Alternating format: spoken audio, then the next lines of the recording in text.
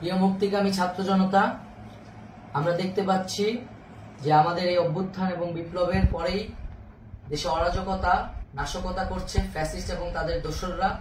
আমরা দেখতে পাচ্ছি যে বিভিন্ন জায়গায় এখন গোলাগুলি চলছে, মন্দিরে হামলা হচ্ছে এবং নাশকতা ও লুটপাট করছে।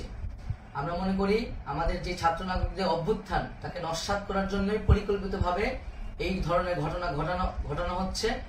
আমরা মুক্তিকামী ছাত্র জনতাকে সজাগ এবং সতর্ক থাকতে আহ্বান জানাচ্ছি এবং আমাদের যে অন্তর্বর্তীকালীন সরকার, আমরা সেই সরকারের যে প্রস্তাবনা 24 ঘন্টার সময় নিয়েছিলাম, জরুরি পরিস্থিতি মোতাবেক আমরা এখনই তার একটি রূপরেখা ঘোষণা করছি।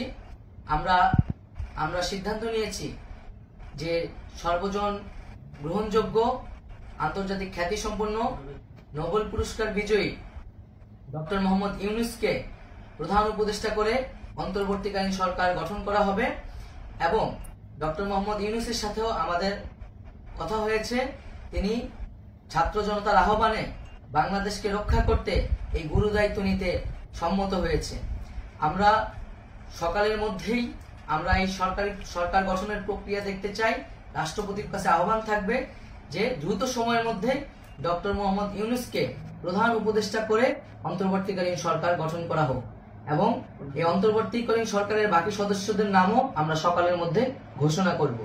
প্রিয় বন্ধুগণ, দেশে যে অরাজকতা চলছে, মানুষের জীবনের নিরাপত্তাহীনতা চলছে, সেজন্য আমরা রাষ্ট্রপতির কাছে আহ্বান জানাচ্ছি দেশে আইন শৃঙ্খলা পরিবেশ ফিরিয়ে আনার জন্য দ্রুত সময়ের মধ্যে কার্যকর ব্যবস্থা নিতে হবে এবং আইন শৃঙ্খলা বাহিনীকে সহযোগিতা করার জন্য মুক্তিকামী ছাত্র জনতাও রাজপথে থাকবে এবং অন্তর্বর্তীকালীন সরকার গঠন না হওয়া পর্যন্ত মুক্তিকামী ছাত্র জনতাকে রাজপথে থেকে তাদের যে অভ্যুত্থান, সেই অভ্যুত্থানকে রক্ষা করতে হবে। প্রিয় বন্ধুগণ, আমরা রক্ত দিয়েছি, শহীদ হয়েছি।